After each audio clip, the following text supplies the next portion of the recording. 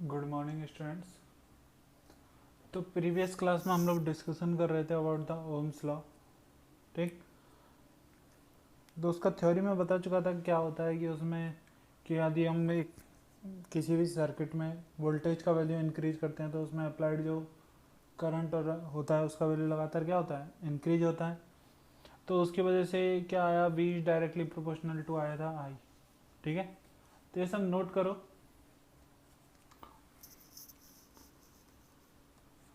तो इसमें लिखना Ohm's law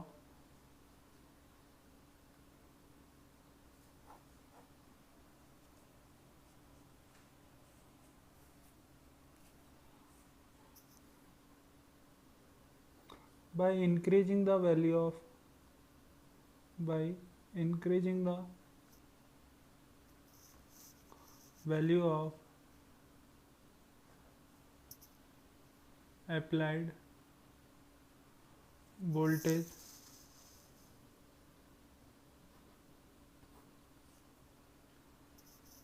the value of current the value of current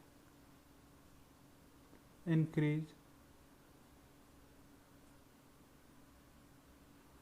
by increasing the value of applied voltage the value of current increase in the circuit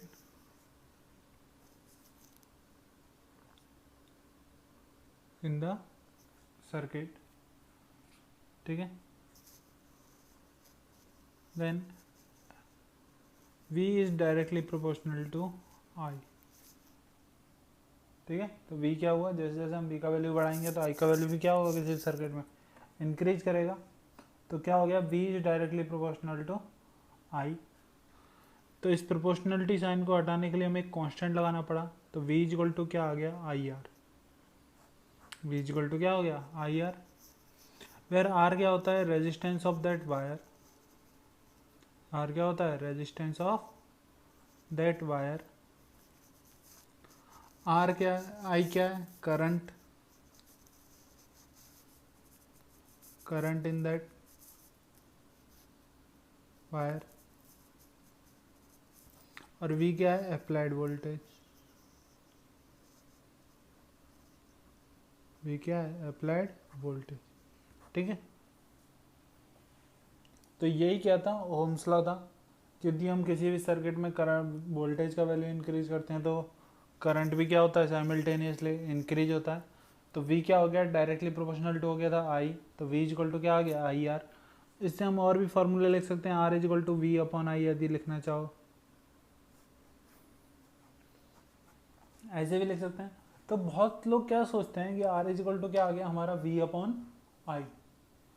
तो यदि हम देखें तो ये बहुत लोग ऐसे सोचते हैं कि आर का वैल्यू किस किस पर डिपेंड करता है, वोल्टेज पर डिपेंड करता है और करंट पर डिपेंड करता है। लेकिन ऐसा नहीं होता है, ऐसा बिल्कुल भी नहीं होता है। ठीक है, तो हमेशा याद रखना, आर का value, the value of R does not depend on potential applied और current in that wire. R का वैल्यू किस किस पर डिपेंड नहीं करता, वी और आई पर बिल्कुल भी डिपेंड नहीं करता। तो नोट कर लेना, द वैल्यू या value of R resistance doesn't depend on the voltage applied on the applied voltage or the current in the wire, current in the wire।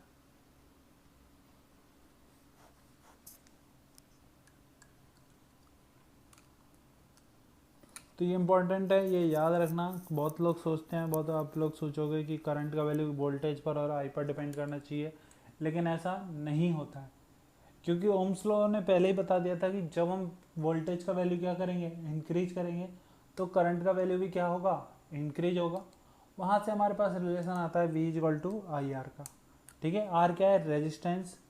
तो R का जो यूनिट था, R का क्या यूनिट, ये रहता है ओम। ये क्या रहता है, ओम। इसे इसी एक साइंटिस्ट जिन्होंने इसे सर्च कर फाइंड किया था, सिमन ओम, उन्हीं के नाम पे इसका यूनिट क्या रख दिया गया, ओम। और इसका कुछ रिप्रेजेंटेशन इस टाइप से होता है, ठीक है। तो रेजिस्टेंस का हमेशा यूनिट क्या रहेगा, ओम। ऐसा यूनिट क्या है, ओम है। और भी यूनिट हो सकते हैं, मिली ओम, माइक्रो ओम, ठीक है। तो अब यदि हम बात करते हैं तो आप लोग जानते होंगे कि हमारे पास कितने टाइप के मटेरियल रहते हैं, 3 टाइप के, कंडक्टर, सेमीकंडक्टर और इंसुलेटर। कितने टाइप के मटेरियल होते हैं, 3 टाइप के होते हैं, कंडक्टर, सेमीकंडक्टर और इंसुलेटर। कंडक्टर्स का बेसिकली क्या होता है, रेजिस्टेंस बहुत कम होता है। कंडक्टर्स का रेजिस्टेंस क्या होता है, बहुत कम होता है। तो रेजिस्टेंस का यदि हम डेफिनेशन बोले तो रेजिस्टेंस क्या है, ठीक है। रेजिस्टेंस एक टाइप का बैरियर है, किसके फ्लो के लिए, इलेक्ट्रॉन्स के फ्लो के लिए। तो यदि किसी भी मटेरियल का जिसका रेजिस्टेंस ज़्यादा होगा, उसमें इलेक्ट्रॉन को फ्लो होने के लिए उतना ही ज़्यादा क्या करना पड़ेगा, वर्क करना पड़ेगा, हमें उतना ही ज़्यादा क्या देना पड़ेगा, एनर्जी देना पड़ेगा। तो रेजिस्टेंस क्या, एक टाइप का बैरियर है, किसके लिए, टू फ्लो ऑफ इलेक्ट्रॉन। ये इलेक्ट्रॉन के फ्लो को अच्छे से होने नहीं देता। तो अब आप लोगों को पता है कि कंडक्टर क्या होते हैं। कंडक्टर में क्या होता है, इलेक्ट्रिसिटी बहुत आसानी से फ्लो करता है। तो इसलिए कंडक्टर का रेजिस्टेंस क्या होगा, क्या बहुत कम होगा। कंडक्टर का रेजिस्टेंस क्या होता है, बहुत कम होता है। सेकंड कौन से आते हैं, सेमीकंडक्टर। तो सेमीकंडक्टर का आपको पता है रेजिस्टेंस मिड में रहता है, किस किस के, कंडक्टर और इंसुलेटर के, ठीक है। और थर्ड कौन से आते हैं, इंसुलेटर, जिनमें माइन्यूट अमाउंट में करंट क्या होती है, फ्लो होती है। तो हमेशा याद रखना कि सबसे ज़्यादा अच्छे ढंग से करंट किसमें फ्लो होती है, कंडक्टर में, फिर सेमीकंडक्टर, फिर इंसुलेटर, ठीक है। रेजिस्टेंस का यूनिट क्या है, ओम। यदि हम रेजिस्टेंस को डिफाइन करना चाहें तो ये क्या हो सकता है, it is a barrier, it is an barrier in the flow of electrons in a wire, ठीक है। तो रेजिस्टेंस को आप क्या बोल सकते हो, एक टाइप का बैरियर बोल सकते हो, किसी भी करंट के फ्लो के लिए या चार्ज के फ्लो के लिए, किसी भी गिवन सर्किट में या वायर में। तो ये लिख सकते हो,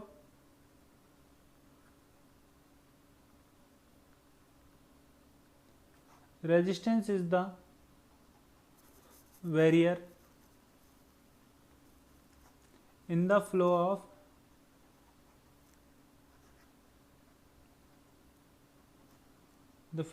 charge particle, in the flow of charge particle, basically कौन से रहेंगे, इलेक्ट्रॉन रहेंगे, इन ए गिवन वायर, इन ए गिवन वायर या सेगमेंट, ठीक है।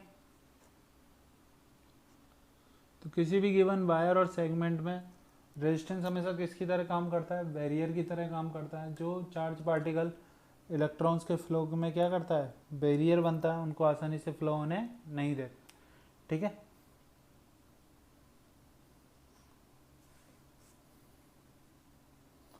नेक्स्ट लिखो,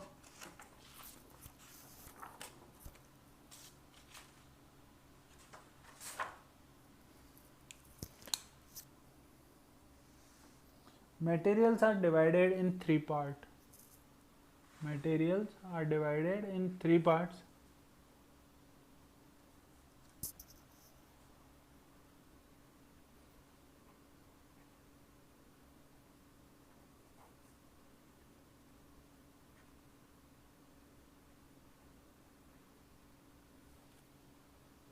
Three parts.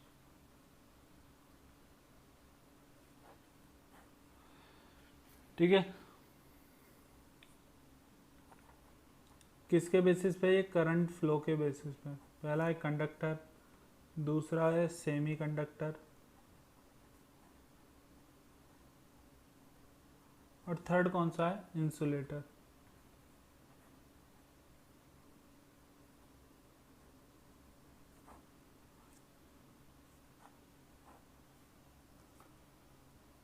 तो कितने टाइप के हो गए, 3 टाइप के, कंडक्टर, सेमीकंडक्टर और इंसुलेटर है, ठीक है। कंडक्टर में इजीली करंट या इजीली चार्ज का फ्लो होता है, सेमीकंडक्टर में थोड़ा कम फ्लो होता है, और इंसुलेटर में बहुत ही कम या माइन्यूट अमाउंट में चार्ज का फ्लो होता है, तो इसमें करंट भी क्या रहता है, बहुत कम रहता है। ठीक है,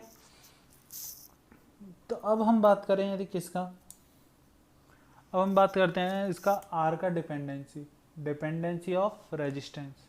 तो नेक्स्ट टॉपिक लिखो, dependency of resistance, dependency of resistance.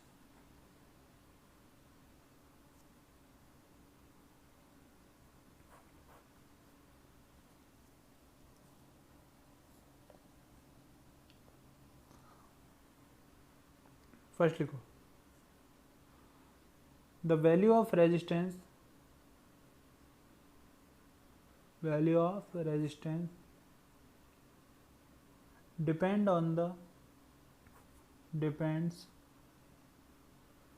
on the cross sectional area, on the cross sectional area through which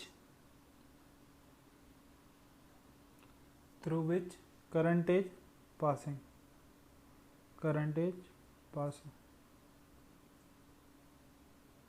ठीक है, तो आर किस पे डिपेंड करता है, क्रॉस सेक्शनल एरिया पर। तो यदि हमें एक वायर गिवन है, ठीक, ये उसका क्रॉस सेक्शनल एरिया रहेगा, कितना गिवन है, ए।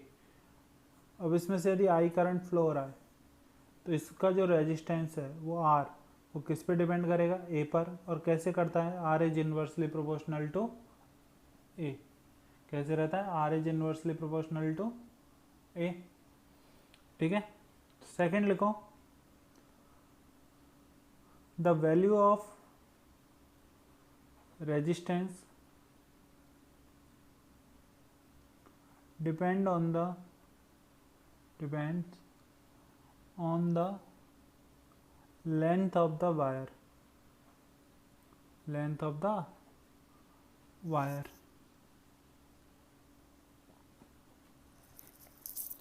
यदि हमें एक वायर गिवन है जिसका लेंथ कितना है, एल, तो इसका रेजिस्टेंस किस पर डिपेंड करता है, लेंथ पर डिपेंड करता है। किस टाइप में डिपेंड करता है, R is directly proportional to L. तो पहला क्या हो गया, R is inversely proportional to A. Second क्या हो गया, R is directly proportional to L. ठीक है, यदि हम इन दोनों को कंबाइन कर दे तो आर क्या हो जाएगा, directly proportional to L upon A. दोनों को कंबाइन करके लिखो तो क्या आएगा, R is directly proportional to L upon A. ठीक है, दोनों कंबाइन करके लिखोगे तो क्या आ जाएगा, R is directly proportional to L upon A. ठीक, तो यदि मैं इस प्रोपोर्शनलिटी साइन को हटाता हूं तो आर इज इक्वल टू क्या आता है, rho L upon A. R is equal to क्या आ गया, रो एल अपॉन ए। ठीक है, यहां तक बात समझ में आ गई। यहां पर रो क्या है, रो है रेजिस्टिविटी, रो क्या है, रेजिस्टिविटी ऑफ द मटेरियल। ये किसकी प्रॉपर्टी है, मटेरियल की प्रॉपर्टी है, जिस मटेरियल से बना हुआ है। ठीक है, एल क्या है, length of the wire, L क्या है, लेंथ ऑफ द वायर।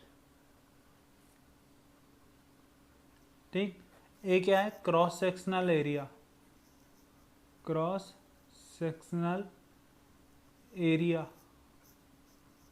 बात समझ में आ गई। ठीक है, तो यहां तक हो गया। तो आर किसके, इसके आर क्या हो गया, रो एल अपॉन ए। रो क्या है, रेजिस्टिविटी ऑफ द मटेरियल।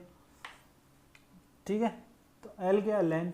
तो हम यदि बात करना चाहे यूनिट, यूनिट ऑफ रेजिस्टिविटी, तो देखो आर का यूनिट क्या है, क्या, ओम, इज इक्वल टू रो का हमें यूनिट फाइंड आउट करना है, इंटू लेंथ का यूनिट मीटर, और एरिया का यूनिट क्या, मीटर स्क्वायर। तो ये क्या एक टाइम कैंसिल आउट हो गया, तो रो इज इक्वल टू क्या आ गया, ohm into metre, ohm into metre. ठीक है, बात समझ में आई।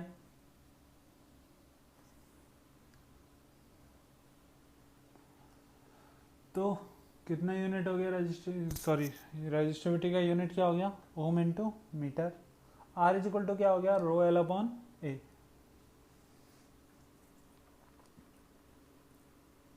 तो देखो क्वेश्चन देखते हैं एक सिंपल सा। एक वायर गिवन है जिसका लेंथ है एल और जिसका रेडियस है आर, सर्कुलर ही मानना है, क्रॉस सेक्शन, ठीक है। उसका रेजिस्टेंस हमें गिवन है आर, उसका रेजिस्टेंस कितना गिवन है, आर गिवन है। और हमें एक सेम में सेकंड वायर गिवन है जिसका लेंथ है 4L, जिसका लेंथ कितना है 4L, और जिसका जो रेडियस है वो R dash is equal to given है small R by 2। R dash कितना गिवन है, स्मॉल आर बाई 2। तो इस वायर का रेजिस्टेंस क्या होगा, इस वायर का रेजिस्टेंस क्या होगा, ये हमको पूछा है, ठीक है। तो अब हमें पता है आर क्या होता है, दोनों सेम मटेरियल का बना हुआ है, both are formed of same material, ठीक है। तो देखो आर इज इक्वल टू क्या होता है, क्या रो एल अपॉन ए, तो ये रो, लेंथ कितनी एल, एरिया क्या पाई आर स्क्वायर, यदि ये सर्कुलर में है तो एरिया कितना होगा पाई आर स्क्वायर, यही रहेगा। तो आर इज इक्वल टू क्या हो गया, rho L upon pi R square. चलो नेक्स्ट देखते हैं आर डैश, नेक्स्ट क्या देखते हैं आर डैश। तो R dash is equal to क्या, मटेरियल का रेजिस्टिविटी रो, रेजिस्टिविटी कितना रो, ठीक है। एल, एल कितना क्या 4L, लेंथ कितना हो गया 4L अपॉन एरिया, एरिया क्या पाई आर डैश स्क्वायर, और R dash is equal to क्या है आर बाई 2, तो क्या 2 ऊपर चला जाएगा स्क्वायर की फॉर्म में तो 4, तो क्या 16 rho L upon pi R square आएगा। और rho L upon pi R square का वैल्यू क्या हम यहाँ से पुट कर सकते हैं, rho L upon pi R square का वैल्यू हम यहाँ से पुट कर सकते हैं। तो कितना आ गया 16R, तो कितना हो गया 16, तो आर डैश का वैल्यू कितना आ गया कि 16R आ गया। बात समझ में आ गई, ठीक है। तो देखना R is equal to rho L upon A में ए क्या रहता है क्रॉस सेक्शनल एरिया, एल क्या रहता है length of the wire through which current is passing, L क्या रहता है length of the wire through which current is passing, ठीक है। तो एक क्वेश्चन असाइनमेंट की फॉर्म में आपके लिए करना सॉल्व और आंसर बताना क्या आंसर आता है।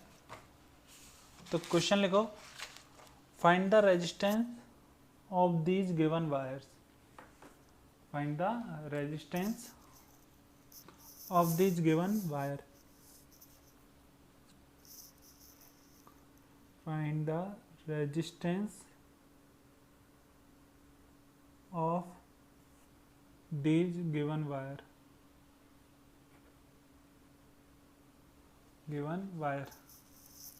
ठीक है। थोड़ा सा दिमाग चलाना,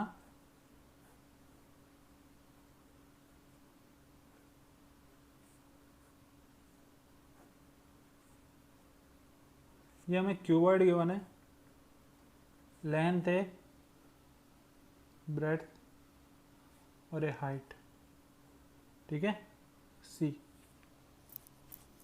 पहला, सबका आंसर आना चाहिए, हर पॉइंट लिखाया हुआ है, सिर्फ सोच के इसका रेजिस्टिविटी कितना रो। सेकंड लिखो,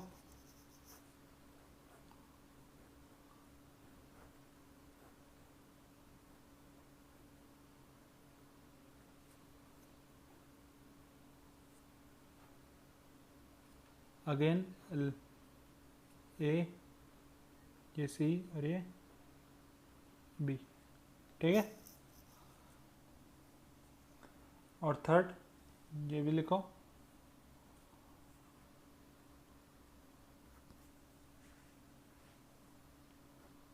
वही सेम क्यूबॉइड फॉर्म कर लो, और जो फेज तुम्हारी बाकी रह गई है यानी कि इस टाइप में जाने वाला और इधर से एंटर करने वाला, ठीक है। ए, ये बी और ये कितना सी, इन दो सबका रेजिस्टिविटी कितना है रो, ठीक है, तो फाइंड करोगे। तो ये आप सबके लिए क्या है, कल का असाइनमेंट है, सॉल्व करना और आंसर बताना कितना कितना आता है। तो इसके बाद का डिस्कशन नेक्स्ट क्लास में करेंगे।